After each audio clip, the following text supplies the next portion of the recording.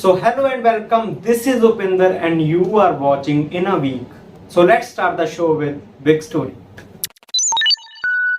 So इस हफ्ते की सबसे बड़ी स्टोरी रही इजराइल हमास कॉन्फ्लिक्ट। जैसा कि हम जानते हैं कि 7 अक्टूबर को हमास ने एकदम से इजराइल पे अटैक कर दिया और इसके रिस्पांस में इजराइल ने लगातार बॉम्ब स्ट्राइक्स और एयर स्ट्राइक्स की, जिससे गाजा में भारी तबाही और भयंकर नुकसान हो गया।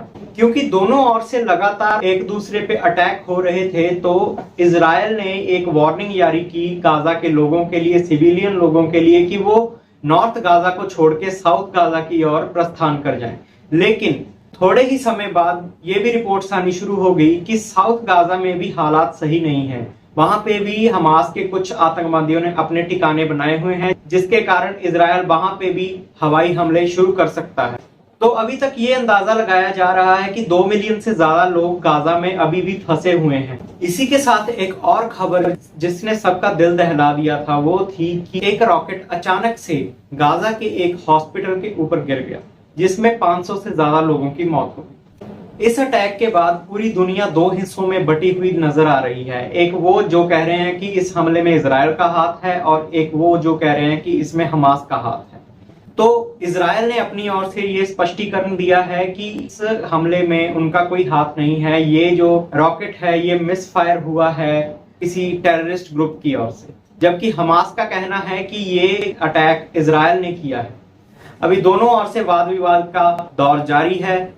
इसी बीच यूएसए के राष्ट्रपति जो बाइडेन और यूके के प्रधानमंत्री ऋषि सुनाक ने इजराइल का दौरा किया और ये स्पष्ट कर दिया कि इस लड़ाई में इजराइल के साथ अभी यूएसए और यूके दोनों खड़े हैं। हालांकि रशिया ने अपना कोई ऑफिशियल स्टैंड नहीं दिया, लेकिन उन्होंने दोनों ओर से सीज फायर करने की रिक्वेस्ट की है। इसी के साथ इंडिया ने भी अभी तक अपना कोई ऑफिशियल स्टैंड नहीं दिया, लेकिन जब इजराइल पर हमास ने अटैक किया था उस वक्त हमारे प्रधानमंत्री जी ने इजराइल के प्राइम मिनिस्टर से बात की और कहा कि इंडिया के लोग इजराइल के साथ हैं। कुछ दिन पहले जब हॉस्पिटल पे अटैक हुआ तो हमारे प्रधानमंत्री जी ने पैलेस्टीन के राष्ट्रपति के साथ बात की और कहा कि इंडिया पैलेस्टीन के लोगों को हर तरह की हेल्प और हर तरह की ह्यूमैनिटेरियन एड प्रोवाइड करवाए। अगर आप इजराइल कॉन्फ्लिक्ट के बारे में ज्यादा जानकारी चाहते हैं तो आप हमारी इस वीडियो पे जा सकते हैं। इसका लिंक हमने डिस्क्रिप्शन में भी दिया है और यहाँ से आई बटन पे क्लिक करके भी आप इस वीडियो को देख सकते हैं। आइए मोदी जी, अब आपकी बारी है। तो सिंगिंग जगत में तब तहलका मच गया जब मोदी जी ने, अरे मोटा भाई अब तो तारीफ कर रहा हूं यार मोदी जी की, अब तो 2 सॉन्ग गा लेने बैक टू बैक, अब हम तारीफ भी ना करें उनकी। तो नवरात्रि के अवसर पर मोदी जी के लिखे हुए 2 गाने बैक टू बैक 2 दिनों में ही लॉन्च हो गए। क्या बात है। तो इसका मतलब समझे थे यार, राजनीति, कूटनीति और यूट्यूब नीति में भी मोदी जी छाए हुए हैं। अच्छे दिन। खैर आप सुनिएगा जरूर, बहुत अच्छे गाने हैं और नवरात्रि के अवसर पर ही लॉन्च किए गए हैं।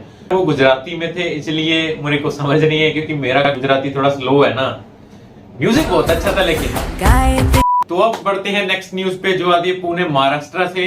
तो वहां के एक सब इंस्पेक्टर ने ऑनलाइन गेमिंग में 1.5 करोड़ रुपए जीत लिए गए। तो इसी खुशी के मौके पे उनको सस्पेंड कर दिया गया। खैर मीडिया ने असिस्टेंट कमिश्नर से बात की और उन्होंने कहा कि ऑनलाइन गेमिंग में जीतना एक तरह से पुलिस डिपार्टमेंट की इमेज खराब करना है, क्योंकि आजकल कई रिपोर्ट्स आ रही हैं कि लोग ऑनलाइन गेमिंग खेल खेल के फ्रॉड का शिकार हो रहे हैं, और जहां की पुलिस का काम लोगों को अवेयर करना होता है, और वहीं ये भाई साहब ऑनलाइन गेमिंग से पैसे कमा रहे हैं। 25 दिन में पैसा डबल।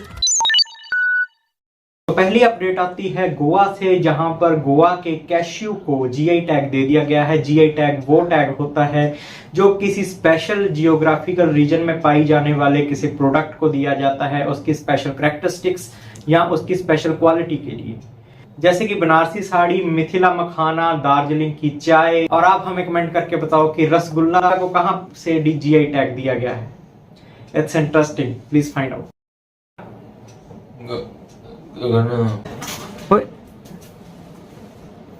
हाँ ये कर लो पहले।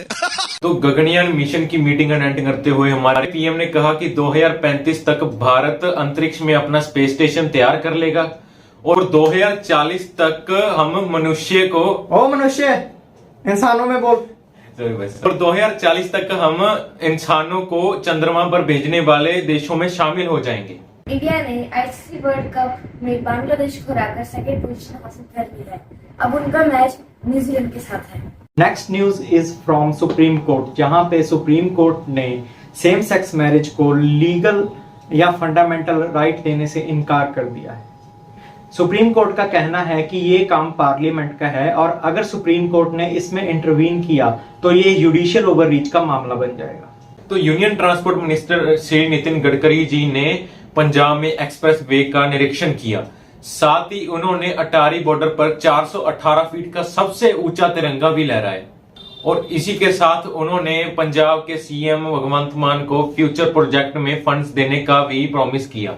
फीफा वर्ल्ड कप 2026 के क्वालिफाइंग मैच में यूरुग्वे ने ब्राजील को 2-0 से हराया। इंडिया और श्रीलंका के बीच में अब फिर से फेरी सर्विसेज शुरू हो चुकी हैं। ये फेरी सर्विसेज अब 40 साल के बाद शुरू की गई हैं। इसमें जो फेरी है वो तमिलनाडु से होके श्रीलंका के जाफना तक जाएगी। नमस्कार, आज का थॉट स्वामी विवेकानंद जी के अमूल्य विचारों में से है, जो कहते हैं जो जीवन में सबसे ज्यादा गलतियां करते हैं वो सबसे ज्यादा सीखते हैं। धन्यवाद। So this is it for today guys. Hope you like our video. Please do subscribe and like and share.